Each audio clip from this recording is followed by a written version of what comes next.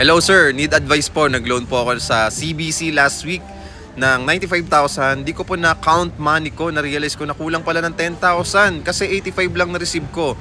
Ano pwede kong gawin sir? So mas maganda po Ma'am MS, puntahan niyo po ulit yung CBC. I-confirm niyo po sa kanila kung bakit 85 lang talaga yung nakuha mo. Pero yun nga lang, may pagkukulang ka rin doon sa part mo. Kailangan binilang mo rin yung amount na na-receive mo bago ka umalis. Kasi kung nakapag-sign ka na, okay, ng acceptance ng iyong niloan na 95,000 tapos 85,000 lang na-receive mo, may problema tayo doon. So, baka pwede mong ipa-check yung CCTV, no? Para at least makita mo, di ba? Kung binilang ba talaga, okay? Kung hindi binilang, okay, so may problema. So, yun yung magiging problem doon. Pero yun nga, i-check mo rin, baka mamaya na merong na-less dyan na processing fee, etc. Okay, it costs 10,000 pesos. Mas maganda, i-double check mo na lang ulit sa CBC. Nang sa ganon, ma-confirm mo kung bakit 85,000 lang yung natanggap mo.